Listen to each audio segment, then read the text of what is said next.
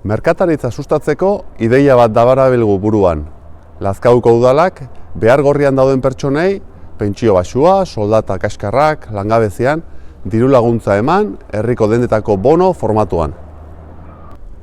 Merkataritza sustatzea da ideia honen dohainik handiena, baina aldi beren, gizarte zerbitzuetara beharragatik jotzen duten pertsonei lagundu ere egingo genieke. Ideia gehiago landu behar da, noski, baina hazia ere inda dago.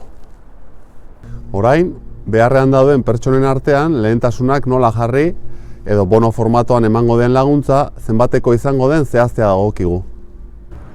Bideragarria iruditzen zaigu guztiz. Beharrik handian duten pertsonen zerrenda osatu. Behar horietan lehentasunak zehaztu.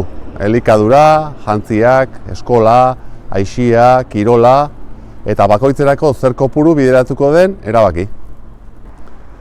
Adibidez, Manuel pentsionistak 700 euro kobratzen ditu hilean.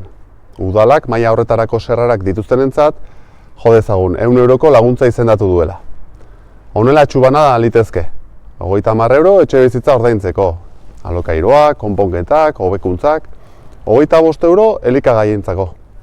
15 jantzietarako. 15 kirol zerbitzuetarako. Edo 15 aisialdiretarako. Tabernak, zineak, bidaiak.